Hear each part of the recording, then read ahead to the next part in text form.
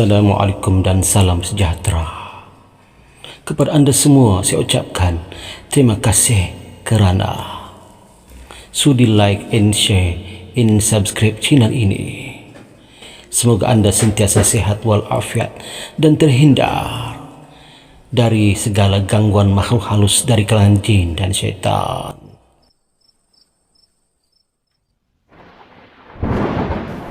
أعوذ بالله من الشيطان الرجيم وقل ربي أعوذ بك من همذات الشياطين وأعوذ بك ربي أن يحضرون. Dan katakanlah, wahai Tuhanku, aku berlindung kepadamu dari hasutan syaitan-syaitan, dan aku berlindung kepadamu, wahai Tuhanku, supaya syaitan-syaitan itu tidak menghampiriku.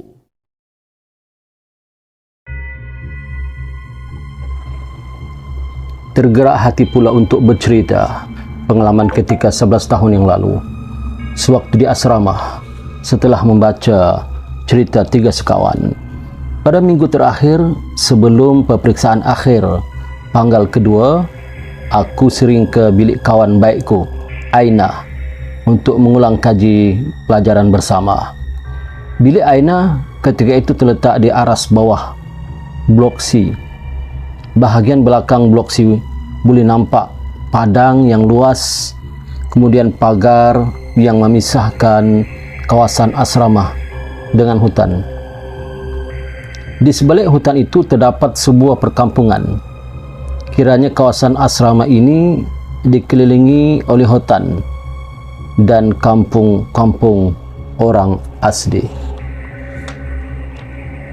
Kadang-kadang jika terlalu lewat, aku akan bermalam di bilik Aina. Semua rakan bilik Aina ini memang baik-baik orangnya. Malah mereka melayan aku seperti rakan bilik mereka sendiri. Ada satu malam tu, semua rakan bilik Aina sepakat untuk belajar di meja belajar. Sebelum ini mereka belajar di atas katil sahaja. Itu yang membuatkan mereka sentiasa mengantuk. Untuk pengetahuan para pendengar, meja-meja belajar ini terletak di satu ruangan menghadap pintu masuk bilik di sebelah kanan dan tingkap di sebelah kiri. Menerusi tingkap itu, mereka boleh melihat dengan jelas padang rumput dan juga hutan. Jam telah menunjukkan pukul 2 pagi ketika itu. Aku melihat rakan-rakan bilik Aina semuanya masih segar bugar, masih belajar di meja tempat belajar. Atin juga kelihatan masih bersemangat menghafal nota biologinya sambil ditemani udara segar yang masuk dari tingkap bilik tersebut. Berani juga budak-budak ni buka tingkap luas-luas begitu.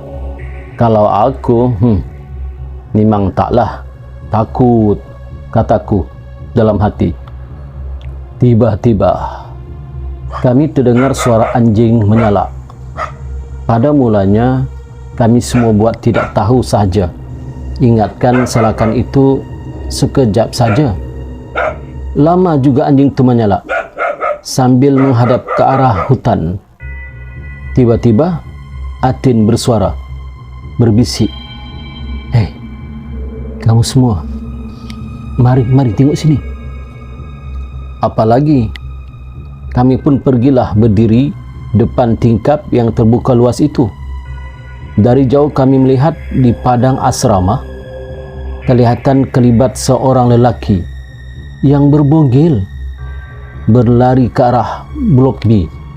Walaupun tiada cahaya lampu yang menerangi padang ketika itu, jelas di mata kami seluruh badan lelaki itu hitam pekat. Dengan sepantas kilat, lelaki itu masuk ke dalam longkang kecil di tepi bangunan. Kemudiannya dia keluar menembusi ke dinding asrama. Aduh, Setelah menyaksikan kejadian pelik itu, Kami sempat berpandangan sesama sendiri sebelum Atin menutup tingkap biliknya itu. Mana mungkinlah manusia normal boleh tembus ke dinding begitu saja. Boleh pula masuk longkang yang kecil. Pelik sungguh. Badan manusia yang normal pun tak boleh masuk. Beberapa minggu sebelum ini, di blok asrama aku, rakan yang tinggal di tingkat 4 pernah mengulang kaji pelajaran seorang diri. Tiba-tiba dia menjerit apabila ternampak di tingkap ada seorang lelaki dengan fizikal yang berwarna hitam dan berminyak sedang memerhati dia dari luar tingkap. Malah pernah sekali ketika itu lewat malam, apabila rakan bilik aku semua sudah tidur, dan waktu itu aku cuba melelapkan mata, tersentak aku apabila ada suara hewan menyeringai, entah dari mana datangnya. Aku mahu kejutkan rakan bilik katil aku yang berasingan. Aku pun dengan takutnya berselubung dengan selimut sambil membaca surah yang aku hafal berulang-ulang kali sampailah aku tertidur. Syukur semenjak dari hari itu aku sering mengamalkan surah 3 Qul yang pernah Ustaz ajarkan kepada aku sebelum tidur. Ada kabar angin yang tersebar di asrama siswi bahawa warden asrama dan Ustaz telah pagarkan kawasan sekeliling asrama supaya menghalang kejadian sebegini berlaku lagi. Manakala lembaga lelaki yang mengganggu asrama siswi disahkan sebagai orang minyak, orang yang menuntut ilmu kebal. Selepas beberapa tahun telah berlalu, akhirnya keadaan di asrama itu kian aman. Syukur tidak ada perkara buruk yang berlaku.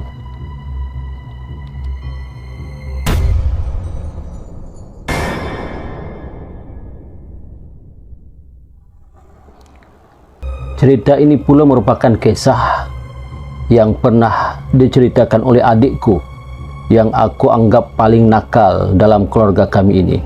Biasalah, budak-budak baru meningkat remaja ini rajin sangat melepak dengan kawan-kawan sehingga ke tengah malam. Apabila ditegur, suruh balik awal, katanya malam masih muda. Seperti lagu itulah, malam masih muda. Jadi cerita ini boleh jadikan pengajaran buat budak-budak di luar sana yang suka sangat melepak sampai ke tengah malam. Cerita ini berlaku lebih kurang 14 tahun dahulu. Masa itu jam sudah menunjukkan pukul 10 malam. Emak aku sudah risau kerana adikku dari tadi tidak balik-balik, lepak dengan kawan-kawan katanya. Sampai mak aku kata, nanti ada yang mengikut kau balik baru kau tahu. Mulut mak aku ni masin kawan-kawan. Malam itu juga ada yang mengikut adik aku balik ke rumah.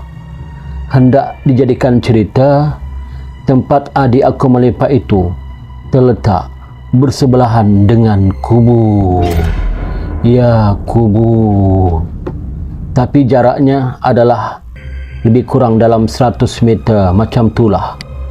Alah, nama pun kawasan kampung, tempat yang sering dijadikan kawasan melepak, pastinya adalah warung tempat makan. Warung itu masih lagi ramai ketika adik aku sampai. Apabila waktu sudah menginjak ke pukul 11.30 malam, pelanggan pun mula berkurangan. Yang tinggal hanyalah kumpulan adik aku. Sewaktu sedang rancak berborak, adik aku terpandang sebatang pokok yang rendang terletak betul-betul di tengah kubur itu. Tiba-tiba dia perasan dekat dahan pokok itu macam ada benda yang bergoyang-goyang. Makin adikku amati betul-betul, baru adik aku perasan apa yang dia nampak itu adalah sepasang kaki perempuan yang sedang menghayun dahan pokok itu.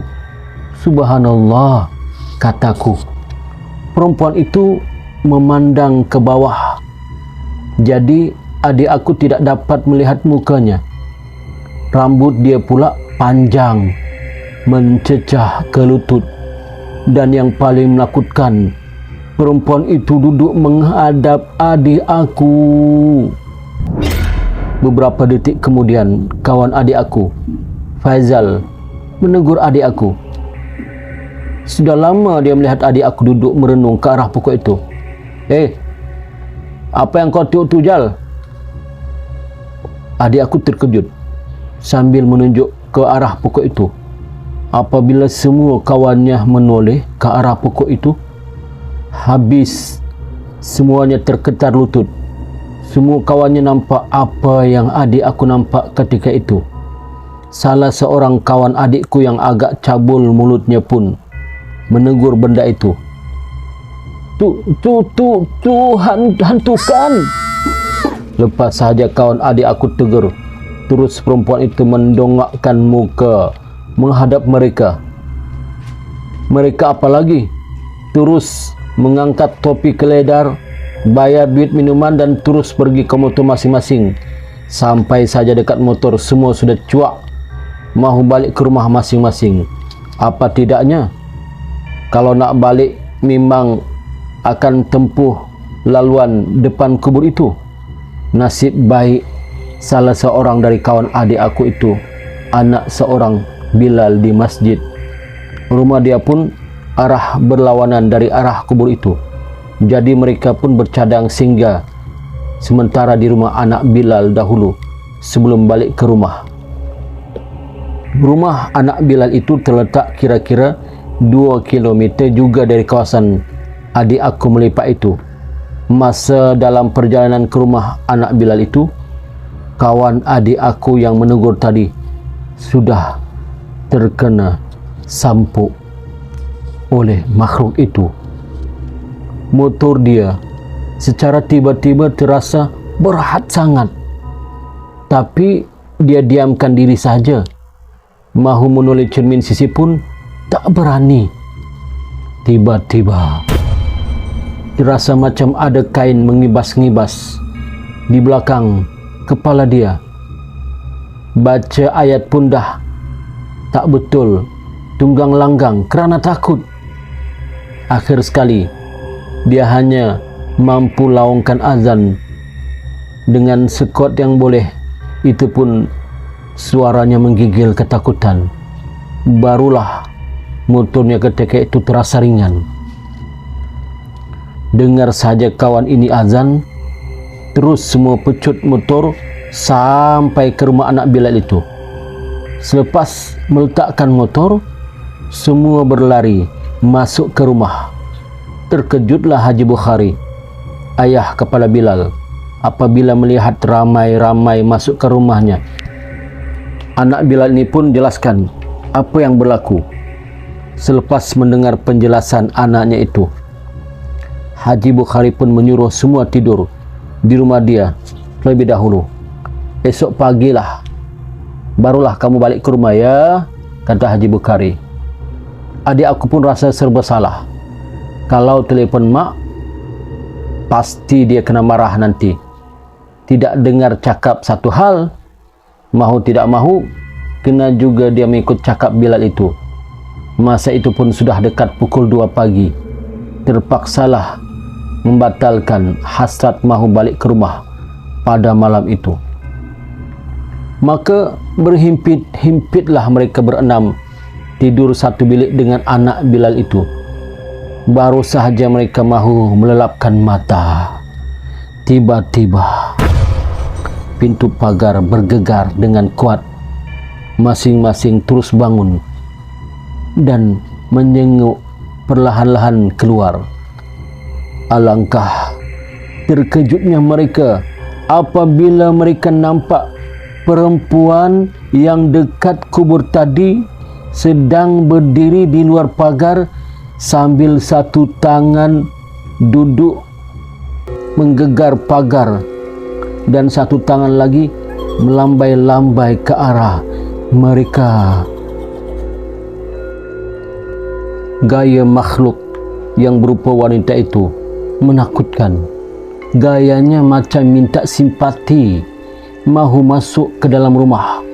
Masa inilah baru aku nampak muka perempuan itu dengan jelas. Mengikut kata adik aku, muka perempuan itu cantik tapi pucat lesi. Melihat mukanya seperti muda lagi, macam umur belasan tahun. Selepas itu, di mukanya ada darah. Ada darah yang berhampiran dengan mulut dan dahinya. Melihat muka perempuan itu, memang agak kasihan jugalah, tetapi menakutkan. Selepas itu, anak Bilal itu pun bercakap, "Tak apa, kamu semua jangan risau. Rumah ni ayah aku dah pagarkan, insya-Allah. Makhluk itu tak boleh masuk." Lama jugalah perempuan itu berdiri depan pagar itu. Selepas 5 minit macam tu, semakin lama perempuan itu pun menghilangkan dirinya. Esok pagi, adik aku melihat telefon bimbitnya. Terdapat sebanyak 50 miss call. Semuanya daripada mak aku. "Mestilah mak aku risau sangat," kata adik aku di dalam hatinya. Disebabkan dia terlupa mahu memberitahu mak yang dia tidur di rumah Bilal pada malam tadi, dia segera cepat-cepat bangun, salat subuh dan minta izin kepada Haji Bukhari untuk balik ke rumahnya. Sampai sahaja di rumah, habis adik aku kena marah.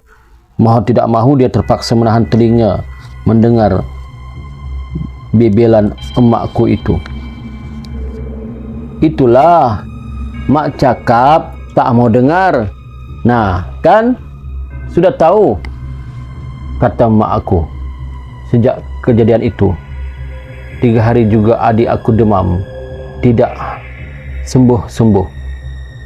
Bagi minum air penawar, baru dia rasa kuat sikit. Selepas kejadian itu, dia sudah pun tidak berani mahu keluar lepak waktu malam lagi. Katanya, cukuplah. Sekali itu dia terserempak dengan makhluk macam tu. "Aku sudah serik," katanya. Para penonton yang dikasih sekalian, itulah 2 kisah seram yang sempat saya coretkan di dalam kisah seram kali ini. Semoga anda terhibur dan berjumpa lagi dalam kisah-kisah yang seterusnya. Ambillah iktibar yang ada di sisi ini. Yang baik kita jadikan teladan, yang buruk kita jadikan sempadan. Assalamualaikum warahmatullahi wabarakatuh.